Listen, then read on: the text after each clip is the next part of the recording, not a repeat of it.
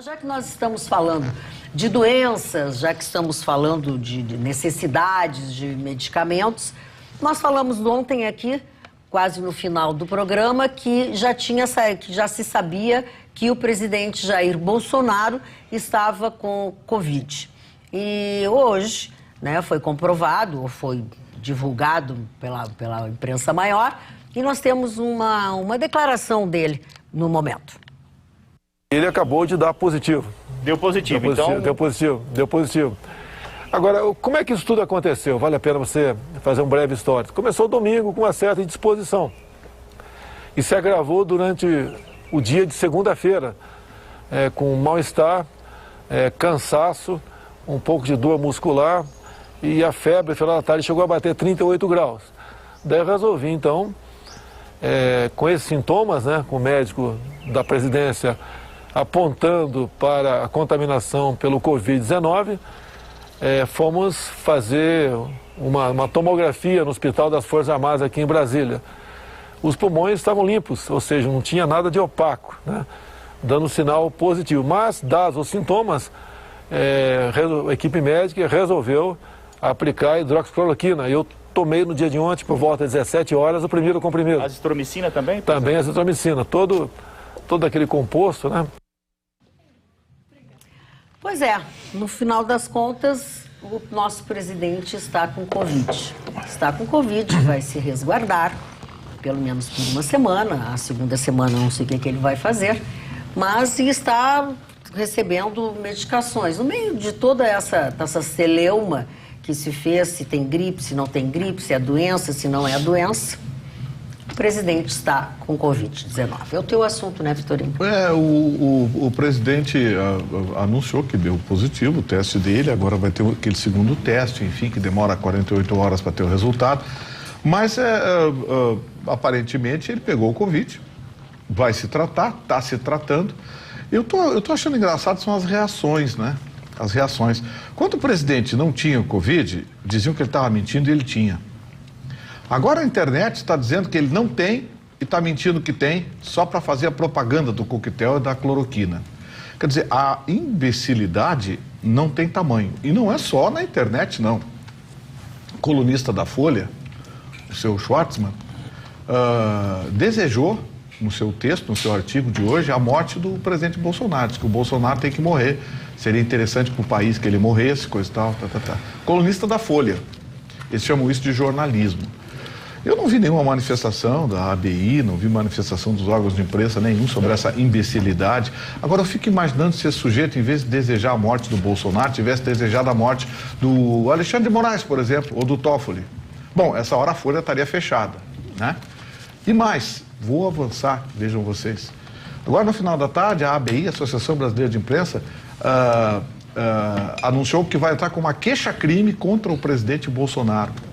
Porque ele, durante uma entrevista hoje, removeu a máscara a pedido dos cinegrafistas, removeu a máscara e isso seria um atentado à saúde pública. E a Associação Brasileira de Imprensa divulgou uma nota, muito preocupada que ela está, né? Anunciando que vai entrar contra uma queixa-crime contra o presidente Bolsonaro. Quer dizer, a imbecilidade nacional perdeu o limite. E eu fico imaginando, agora os torcedores do vírus estão se escancarando e a gente está vendo quem são os torcedores do vírus. Eles estão nas páginas dos jornais, eles estão nas rádios, nas televisões, nos blogs, na internet. Torcedores escancarados do vírus. Gente que não está preocupada com o Brasil, com o governo, com coisa nenhuma. Está preocupada com a sua ideologia, com a sua idiotice.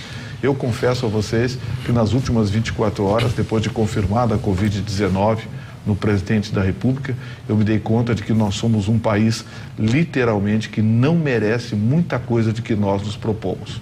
Eu ouvi hoje atentamente o comentário do Marconi pela manhã, ele perdeu o controle, fez um comentário de 5, 6 minutos, xingou as últimas gerações todas do Rio Grande do Sul, do Brasil, xingou até o Bill Gates, mas foi um comentário brilhante exatamente por isso. Fez um rescaldo da barbaridade que as pessoas cometem, e particularmente a esquerda ideológica.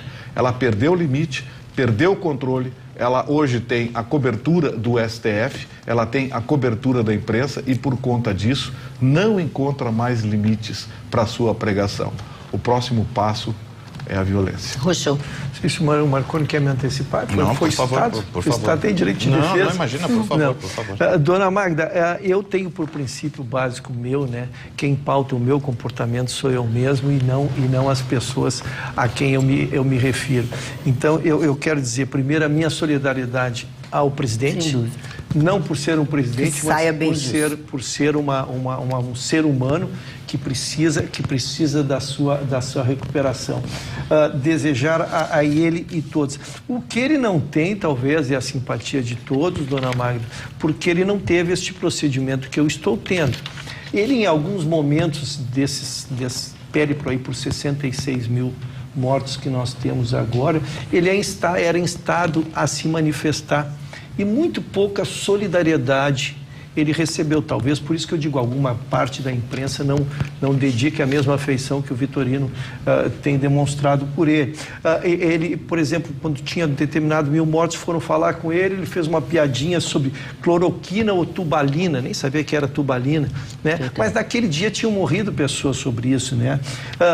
Quando morreu mais 5 mil pessoas, todos vão morrer um dia. Outra, sou Messias, mas não sou Salvador. Essas coisas, que é o estilo dele, não é o meu, volto a dizer, eu estou preocupado, acho que nós precisamos do presidente, mas estou preocupado também com as pessoas que ele abraçou sem máscara desde sexta, sábado, quando ele já estava com sintomas, o embaixador dos Estados Unidos e toda a comitiva que lá estavam, que participaram do evento, quando ele já estava com tosse, já estava com dores. Então, esta imagem que ele passa para o país é que eu lamento, porque ele, a exemplo, eu vi o Vitorino dizendo essa semana, eu fiquei muito orgulhoso, o Vitorino tem mais de 100 mil seguidores. Às vezes a gente tem que dimensionar. Quando a gente está falando para as pessoas acreditam na gente, as pessoas repetem o nosso comportamento. Quando o presidente passa uma ideia de que é uma gripezinha, muitos acreditam que seja uma gripezinha e não usam a máscara, baixam a guarda. Então, nesse sentido, mas eu quero dizer que estou torcendo muito pelo presidente, como torci e torço para que se eu ou qualquer um de nós que tivermos alguma coisa, para que a gente tenha uma pronta recuperação. O que a gente vê é essa mentalidade infantiloide dessa oposição da esquerda, né? É o ódio do bem, é o racismo do bem, é o preconceito do bem, é a raiva do bem, que tudo se justifica, tem um motivo para isso, né? Eu entendi o conceito aqui trazido pelo Ruschel, mas existe uma diferença entre você dizer o que você quer que eu faça e você escrever um editorial num jornal cujo título é "Por que eu quero que Bolsonaro morra?". Existe uma certa diferença entre o que está sendo dito, inclusive por grandes influenciadores, que eu pensei, agora vão cair na fake news, né, na investigação. Nada, silêncio absoluto. Influenciadores, por exemplo, como o próprio Felipe Neto, né, que é o equivalente aí, fala muito sobre o atual momento, né? Ele, Gregório do Vivier, a intelectualidade da esquerda atual, né? São essas pessoas. Gregório do Vivier é um excelente humorista que me faz muito rir quando fala sério. É uma pessoa que representa muito desse atual momento, dessa intelectualidade canhota que adora se manifestar e fazer esse tipo de barulho. Tem uma diferença, é claro, né? A gente torce pela plena recuperação, como torcia de qualquer outro, como torcemos quando veio a notícia, né, do câncer da Dilma Rousseff. Sem dúvida, imagina. Houve quem também manifestasse a sua estupidez boca fora pelas redes sociais e a gente torceu pela plena recuperação da mesma forma. O curioso é que esse tipo de caso traz à tona o que a gente vem falando sobre as vontades, principalmente do STF, né? Hoje nós tivemos aí uma série de blogueiros esquerdistas, que eles a gente tem que chamar de jornalistas, né? Que poderiam perfeitamente passar pelo mesmo que está passando o blogueiro bolsonarista, né? Ser investigado em relação ao que disse, a instigar o ódio, e a gente não vê, né? Trata-se como liberdade de imprensa, há manifestações em defesa das declarações. Então, de novo, não é a questão política, é a questão escancarada de que há um lado. Sim. A coisa tem um posicionamento claro, né? E é feio, no fim das contas, porque assim, a gente não quer ter razão. Né? A gente não é uma questão de ter razão ou não. Mas nesse caso, tá aí. O que faltou para bater na porta de alguns blogueiros canhotos aí que se manifestaram Deixa eu hoje? fazer uma pergunta, só para a gente não fugir, daqui a pouco estar no assunto do STF, mas permear o assunto do que aconteceu hoje com a confirmação do Covid no presidente da República. Primeiro, eu queria te perguntar se tu tem ciência disso, porque eu vou até mostrar para os telespectadores, eu separei alguns tweets que eu fiquei bem impressionada realmente com, mais uma vez, a agressividade nas redes sociais. Então, as pessoas comemorando as principais hashtags morra, grande dia, e daí. Então, realmente, essa agressividade, ela foi disseminada hoje no Twitter e nas redes sociais. Eu queria perguntar para o Marconi, porque uma das justificativas, veja bem, eu estou fazendo aspas aqui, não estou dizendo que nada justifica isso, mas se o próprio presidente Bolsonaro também não desejou a morte da Dilma... Desejou. Então, o meu posicionamento nesse momento e o que eu venho trazendo dos últimos meses como aprendizado na minha vida é que ódio gera ódio. Então, se de um lado a gente tem um presidente que desdenhou de um vírus, que colocou, e daí o Ruschel aqui trouxe as outras colocações, que lá no passado desejou também a morte da então presidente Dilma, hoje a gente tem o outro lado que está desejando a morte do presidente. Então, realmente é o ódio gerando ódio. Prevaleça o amor para que a gente consiga evoluir, porque desse jeito não dá certo. Mas o que se pode ter certeza é que se tu agires dessa forma, se tu tiveres esse posicionamento, tu vais receber de volta. Então, para aquelas pessoas que agora estão pensando assim, tá, mas o presidente falou e daí, isso aí é só uma gripezinha, não mata quem é atleta, que tem histórico de atleta como eu, então tem que morrer mesmo. Para, respira, pensa, tem que morrer não, a gente não pode vibrar na mesma negatividade. A gente precisa evoluir, a gente não pode desejar a morte de uma pessoa, nem que ela vá para uma UTI ou coisa parecida. Isso fica a critério de Deus e da vida, essa que é a grande realidade, que é quem tem que conduzir tudo isso. Então, o meu posicionamento, e é um exercício diário, que se deve fazer é que a gente tire um pouquinho desse ódio do coração, dessa agressividade de um lado e de outro, porque não tem sentido nem de um lado e nem de outro, e que a gente tenha mais amor, por favor. Eu vou até pedir a permissão para te parafrasear de uma frase que é algo que diz mais ou menos, se você responde um coice, né, com outro coice, você é só tão... algo assim, né? A ideia é isso que a gente vê agora, né? Então, assim, a ideia de que responder e agir dessa forma em relação a Bolsonaro, porque um dia ele agiu em relação a Dilma Rousseff dessa maneira, só coloca você no mesmo pacote de gente sem serventia, né? Infelizmente, a gente chegou nesse momento. E a questão da gripezinha, isso precisa ser definido, né? Que quando o Bolsonaro disse isso, ele estava fazendo uma alusão, um deboche ao que havia sido dito pelo médico Drauzio Varella.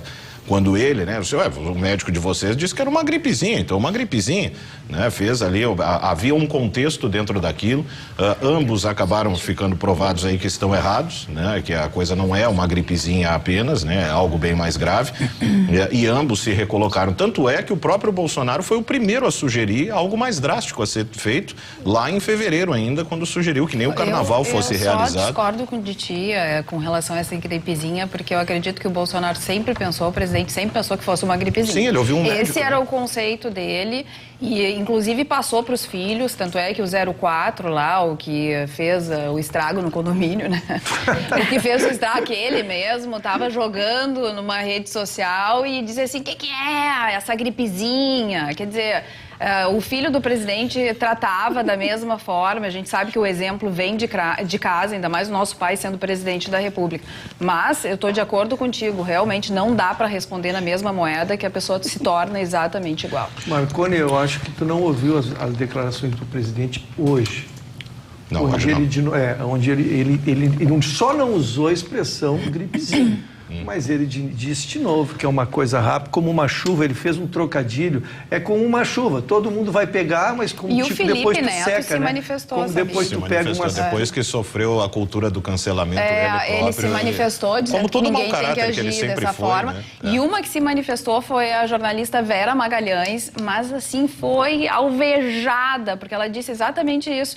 Bom, eu não acredito mais, a humanidade fracassou. Quando ela tuitou isso, todo mundo de um lado e de outro só malhando a tal. Conseguiu brigar com os dois, Vamos ouvir a Roberta, ela alimentou o monstro, ela que embale ele para dormir. Vamos incluir os nossos colegas Para na discussão. incluir aqui no nosso debate, eu acho só importante, assim, mais do que o mimimi da discussão polarizada, nesse momento que todos estão com os nervos à flor da pele, por mil razões compreensíveis, o que importa vão ser, na verdade, os fatos. E tudo leva a crer que o presidente da República, que, no meu ponto de vista, a única coisa só que eu não gostei das manifestações foi a falta da deferência ao cargo público que ele ainda exerce. Quando a gente se refere a um ministro, a gente sempre fala, o ministro fulano de tal. Quando a gente fala de um deputado, geralmente a gente menciona se é deputado ou senador. Por que não mencionar que é um presidente da República eleito democraticamente? Né? Então, nesse ponto, eu acho que falta uma educação na brigalhada toda, nessa polarização. Mas o fato que eu acho que aí sim, esse é o foco. O foco é que ele vai...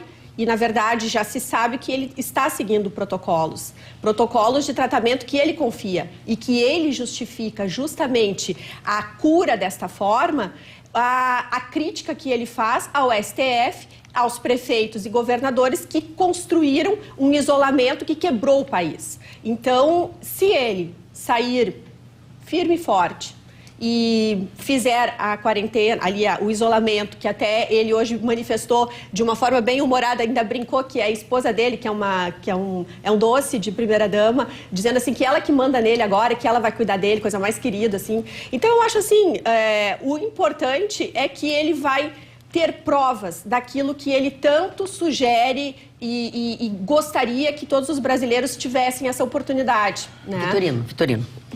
O que eu quero dizer é que, só dar notícia, o ministro Mendonça acaba, há poucos instantes, de distribuir uma nota à imprensa informando que determinou a abertura de um inquérito da Polícia Federal contra esse jornalista, o Schwartzman, da Folha de São Paulo, vai investigar. Possivelmente ele será encaminhado o caso dele também ao STF, exatamente como fizeram com os jornalistas conservadores. Então, a informação saiu agora, vai ser uma investigação e possivelmente deve ser encaminhada a queixa. Desculpa a minha ignorância, Vitorino, tu falou ministro Mendonça? O ministro da Justiça, ministro da Justiça. Ah, ministro da Justiça. Ministro da Justiça, Mendonça. O André Mendonça. André Mendonça. Ministro André Mendonça determinou um processo investigatório e está encaminhando. Agora vamos ver como é que o STF vai reagir, né?